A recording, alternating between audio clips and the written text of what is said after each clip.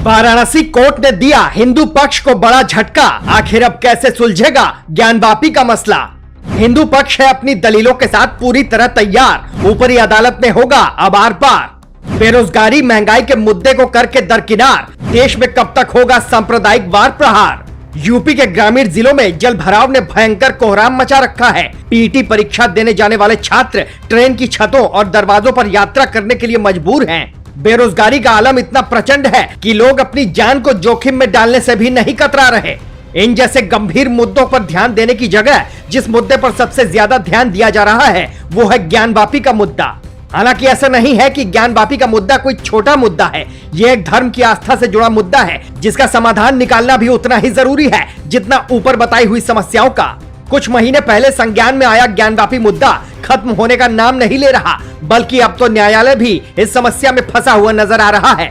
मुस्लिम पक्ष जिसे मस्जिद होने का दावा ठोक रहा है, वही हिंदू पक्ष ये दलील दे रहा है कि मस्जिद की ओर मुंह करके बैठे नंदी जी इस बात का सीधा प्रमाण देते हैं कि पूर्व में यहाँ मंदिर था जिसे ध्वस्त करके मस्जिद निर्माण किया गया। हालांकि कोर्ट भावनाओं से नहीं तथ्यों के आधार पर चलती है। मुस्लिम पक्ष इस बात को सिरे से नकारता है और वहाँ किसी भी मंदिर के न होने की बात कहता है। ये बात भी किसी से छिपी नहीं है कि उस आकृति की बनावट को लेकर सोशल मीडिया में बयानवीरों ने कैसी कैसी अभद्र टिप्पणियां की थी। मामला न्यायालय में पहुंचा तो मुस्लिम पक्ष बिलबिला उठा और उस जगह को मस्जिद साबित करने की जिद पकड़ ली। हालांकि कोर्ट में चली लंबी सुनवाई के बाद कोर्ट ने दोनों पक्षों को ध्यान से सुना। हिंदू पक्ष की तरफ से एक याचिका दाखिल करने की मांग की गई थी कि उस जगह का सर्वे होना चाहिए, जिसके बाद वाराणसी कोर्ट ने एक कमेटी गठित करके सर्वे कराने का आदेश दिया।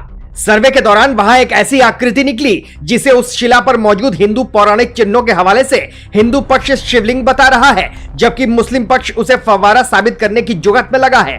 हालांकि ये अभी तक पूरी तरह साफ नहीं हो पाया है कि ये शिवलिंग है या फव्वारा। इसी के पीछे का रहस्य जानने के लिए हिंदू पक्ष ने न्यायालय से इसकी कार्बन डेंटिंग करने की अपील की, जिसके चलते इस पत्थरनुमा आकृति की उम्र का पता लगाया जा सके। इस मामले में हिंदू पक्ष के लिए एक झटका तब आया जब शुक्रवार को वाराणसी कोर्ट ने फैसला देते हुए कहा कि शिला की कार्बन डेंटिंग नहीं होगी। हालांकि खबरें यह भी है कि हिंदू पक्ष कार्बन डेंटिंग की मांग को लेकर ऊपरी अदालत में अपील कर सकता है। सेकुलरिज्म के नाम पर अपनी राजनीति चमकाने वाली राजनीतिक पार्टियों को आंख खोलकर देख लेना चाहिए कि ऐसे मुद्दों पर सेकुलरिज्म और गंगा जमुनी तहजीब कैसे दम तोड़ रही है। कैसे दोनों पक्ष तू डाल डाल मैं पात पात के मुहावरे पर चल रहे हैं।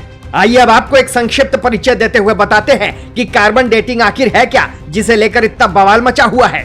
जैसे इंसानों की उम्र पता करने के लिए उनके जन्म वर्ष के आधार पर उनकी उम्र की गणना की जाती है, वैसे ही निर्जीव वस्तुएं जैसे पेड़ पौधे आदि की उम्र पता करने के लिए कार्बन डेटिंग की प्रक्रिया का इस्तेमाल किया जाता है। ये एक ऐसी प्रक्रिया है जो वस्तु में मौजूद कार्बन 14 की मात्रा का अनुमान लगाकर उस वस्तु की उम्र बताती है। हालांकि कार्बन डेटिंग की प्रक्रिया केवल उस वस्तु पर लागू की जा सकती है जो पहले कभी जीवित रही हो या वातावरण से कार्बन डाइऑक्साइड लेती हो। अब ऐसे में देखना महत्वपूर्ण होगा कि वाराणसी कोर्ट का आदेश जारी रहता है या न्यायालय उसमें कार्रवाई करके कोई नया आदेश पारित करता है।